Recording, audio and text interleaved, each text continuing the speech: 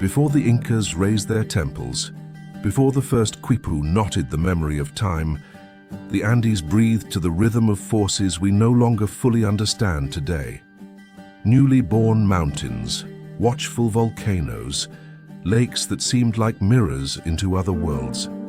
And within this weave of stone, water, and clouds lived the continent's oldest mystery, the Amaru, the cosmic serpent, guardian of the three worlds.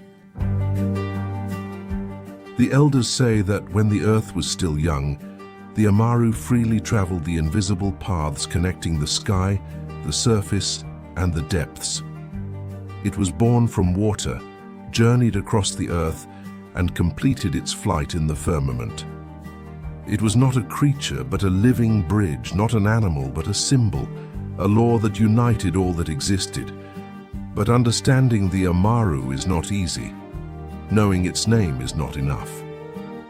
One must feel it, must listen to how the wind breathes among the apus, and must accept that its story is not merely a tale, but a reminder of what humanity has forgotten over time.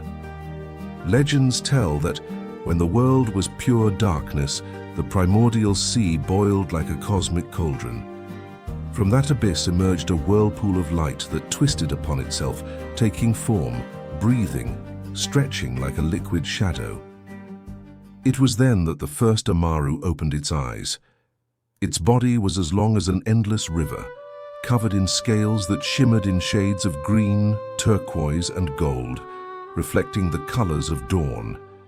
It had immense wings, like those of a condor that had drunk the essence of the clouds, and in its face, a blend of bird and feline, lay a deep, ancestral intelligence comparable only to that of the creator gods. As it rose from the ocean, its movement created the first wave. When it soared into the sky, its ascent sparked the first lightning bolts. And when it returned to the depths, the echo of its descent formed the tunnels that would later become the Ukupacha, the world below. From that moment on, the Amaru became forever bound to water, to lakes, rivers, and the rains that fertilize the fields. Its presence became the secret pulse that made life bloom. For the ancient Andean peoples, the universe was divided into three realms: Hanan Pacha, the upper world, the home of the sun, the moon, and winged beings; Kai Pacha, the present world, where humans walk, sow, and struggle; and Uku Pacha, the lower world, the roots of the ancestors, the hidden, the profound. The Amaru did not merely move between these realms, it was the connection among them. Its tail sank into the damp caves of Ukupacha. Its body coiled through the earth, winding between mountains, ravines, and rivers of Kai-Pacha, and its wings lifted it into Hanan-Pacha, where it vanished among the winds, carrying messages from one world to another. In every storm, the ancients saw its silhouette outlined against the lightning. In every tremor, they heard its subterranean roar. And when the land turned green after the rains, they knew the Amaru had passed through, spilling life in its wake. Long before the Incas existed, many cultures, Chavin, Tiwanaku, Paracas, Wari, carved its image into stone, pottery, and textiles. For them, the Amaru was no fable. It was a teacher. A stern teacher, yes, but just. A bearer of knowledge. There are petroglyphs depicting it with two heads, one gazing at the sky and the other at the earth. Others show it emerging from sacred lakes or coiled around solar temples. In all of them, the same idea repeats: whoever knows the Amaru understands the secrets of the world. Some priests claimed they could communicate with it through rituals in the humid caves of Andean. Others swore they had seen its shadow moving beneath the surface of Lake Titicaca. Many believed that when a wise one died, their spirit could merge with the Amaru to continue guiding their community from beyond the veil. For the Andes, water is not merely a resource, it is life, memory, spirit, and the Amaru, was its guardian. Myths say that every deep lake holds one, either sleeping or watchful, that every major river is traversed by a young Amaru from end to end, that every spring emerges where an Amaru first touched the earth. When the land dried and maize withered, the ancients performed dances and offerings, asking it to rise into the sky, stir the clouds, and awaken the rain. And when rain came too fiercely, they also begged for calm, for an angered Amaru could overflow rivers and destroy entire villages. It was a relationship of balance, respect, and reciprocity. The Amaru did not punish out of malice. It punished because of imbalance, for the world in its eyes had to remain in harmony. With the rise of the Tahuantinsuyo, the Amaru did not vanish. On the contrary, its figure grew even more powerful. The Incas depicted it on vessels, on the lautos, headbands of nobles, and on the stone doorways of important temples. It appears in murals, textiles, and accounts recorded by chroniclers centuries later. It was a symbol of knowledge, transformation, and communication between worlds. Even the most powerful rulers bore its name as a title of spiritual power. The most famous, Tupac Amaru, the shining serpent. For the Incas, the Amaru was not only a guardian of water, it was a messenger between the divine and the human, a force that balanced earthly authority with the will of the gods. Thus, for thousands of years, the Amaru moved silently through the Andes, invisible yet ever present, feared yet revered, untamable yet essential. And though many believe it is only a myth, the elders insist, myths do not arise from nothing. They arise from something that was once real. The oldest accounts agree on one thing. The Amaru did not reveal itself to just anyone. It only appeared when the balance of the world was at risk, or when a human heart was strong enough to endure what it meant to behold a creature that existed between universes. Some witnesses spoke of a green glow beneath the waters, others of a rippling shadow among the clouds, and the eldest described how the earth would tremble before an Amaru emerged from the depths of a cave like a living river. But its manifestation was not always physical. Sometimes it came as a powerful dream, so vivid that upon waking, the wise would find marks on their skin, as if touched by a luminous scale.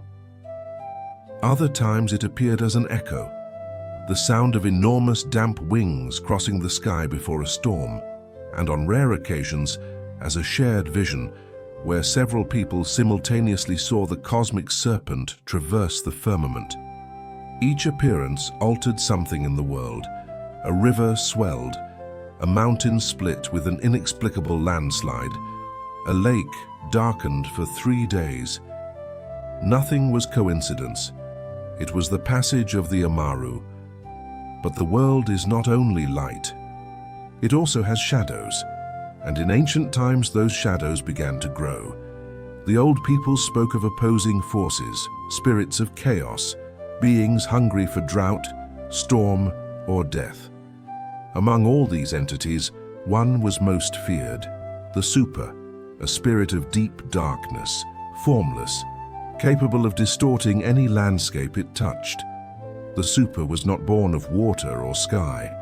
It was born from human fear, from rupture, from imbalance between the worlds.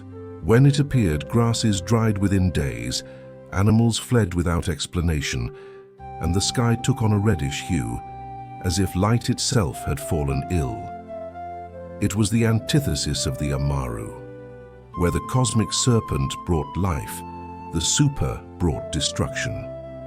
And the wise said both were destined to clash again and again in eternal cycles, water against darkness, life against nothingness, balance against rupture.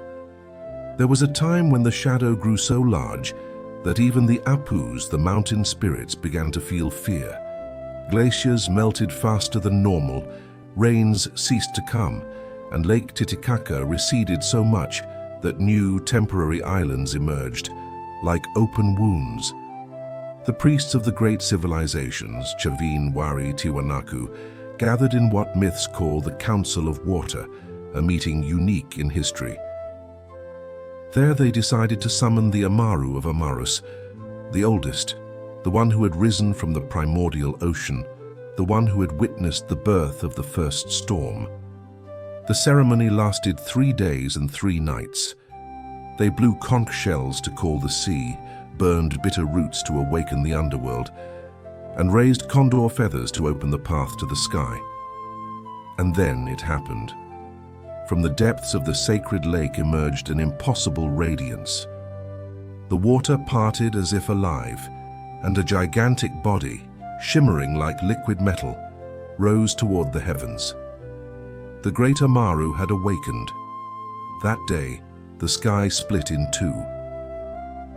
Green lightning tore through the clouds, rivers surged into columns of water, and mountains trembled as if breathing.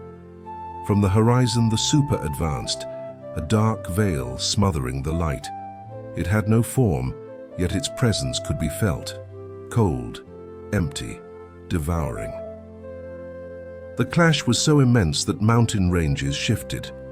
Some ravines, they say, were born from that battle, and certain lakes appeared where the cosmic serpent fell. The fight had no victor. Both vanished in an explosion of light and shadow. But the world regained its balance for a time. Still, the Amaru left something behind. Fragments of its energy, seeds of light that could dwell within certain humans. They were not objects or talismans, they were a calling. Those who received it were known as the Chosen of Water, people capable of feeling the flow of the world as part of their own body. They could foresee storms, discover hidden springs, or hear the language of lakes and rivers. But this gift came at a price. Whoever received it also bore part of the Amaru's fate, including the responsibility to preserve the balance between worlds. Some chosen became priests, others wandering sages, and a few silent guardians of the places where the cosmic serpent used to manifest. History claims that in every era there is one, and that the last appeared just before the rise of the Inca Empire. As pre-Inca civilizations fell and new ones arose, the presence of the Amaru endured. It was adopted, reinterpreted, and honored by different peoples, yet all agreed on one thing: its power was real and its presence necessary. When the Incas began their expansion, they heard tales of priests who spoke with serpents of light, of lakes that roared like winged beasts, of impossible phenomena marking sacred territories. They understood this being was not merely a myth. It was a symbol of universal order. That is why they incorporated it into their temples, textiles, and royal symbols. And it was then that the prophecy arose: the Amaru shall return when the order of the worlds threatens to break. To some, it was a warning. To others, a promise. And to a few, an inevitable destiny. Centuries after the first battle, signs of the Supa began to return. Prolonged droughts, lakes vanishing in days, animals fleeing entire regions. Shared dreams where the sky turned red. The wise knew what this meant. The shadow was awakening. But this time the world was different. Humans had altered rivers, felled forests, and carved paths through sacred places. The balance was more fragile than ever, and the Amaru did not appear. It was said to be wounded, or asleep in a slumber too deep, or that the Supa had managed to seal part of its essence in the depths of Uku Pacha. Priests attempted to summon it as in ancient times, but there was no answer. The water had fallen silent. And so began the most dangerous era for the Andes, a time when peoples depended more than ever on their chosen, their guardians, those who still remembered the true story. And in that silence stretching between mountains and lakes, in that void where the Amaru gave no reply and shadows advanced from the south, The Andes stood on the brink of spiritual and natural collapse. Rumors grew that the shadow was rising, that glaciers no longer wished to sleep, that animals heard a call humans could not perceive. It was the silence before the awakening. The elders used to say that when a lake remains still for too long, it's because something is dreaming within it. That's what happened with Cochapata Lagoon. For weeks, not even the slightest breeze had touched its surface. Animals avoided drinking from its shores. Plants that once surrounded it began to wither without reason. The priests knew this was a sign. The last chosen of water, a young woman named Yara, was the first to hear it. One night the sound came like a whisper, a subterranean song vibrating through her bones. It wasn't human, it wasn't animal. It was something greater, older. She felt a pull in her chest, as if the lagoon were calling her by name. Barefoot she walked toward the water, and the tiny ripples parted before her.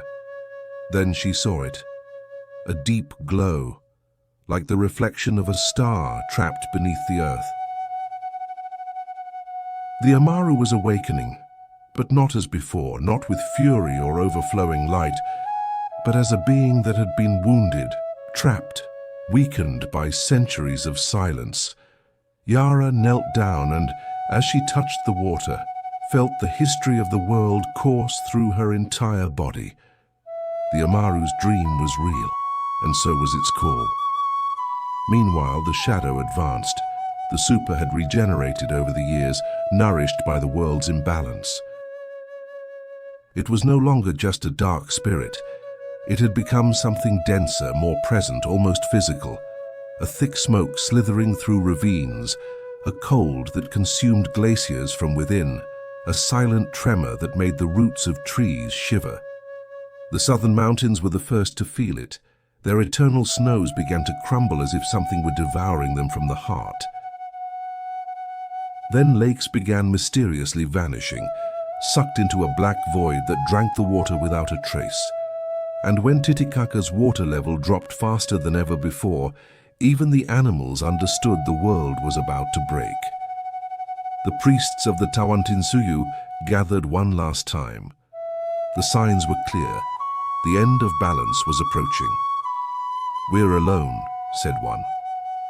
"The Amaru has abandoned us," murmured another. But Yara appeared, drenched, trembling, her eyes shining like morning light on water. "We're not alone," she said. "The Amaru breathes. It only needs help to awaken." The ritual to achieve this had only been performed once in history, and according to myth, only a chosen one could complete it. Atop the temple of Cochapata, the priests lit 3 sacred fires, one for the sky, one for the earth, and one for the world below. The flames spiraled as if answering an invisible wind. Yara stood at the temple's center, surrounded by water drawn from 5 sacred lakes. Her hands trembled, but her voice did not. She sang a melody she had never learned in this world, a song rising from the depths of time itself. Deep within Cochapata, something stirred, first a vibration, then a wave, finally a roar that shook the mountains. The water parted, and from the abyss emerged 2 immense eyes, capable of reflecting both the birth of a son and the death of an empire. The Amaru had returned. Its body was wounded, marked by dark scars where the Supa had touched it, yet it remained majestic. Scales shimmering like living jade, damp wings dragging whole clouds, a halo of energy making the earth tremble beneath its coils. A column of blue light lifted Yara. The Amaru looked upon her. She felt no fear, only purpose. And then the cosmic serpent spoke, not with words but with a torrent of images, shattered mountains, consumed lakes, rivers invaded by shadow, the Supa advancing like a tide of death. The message was clear.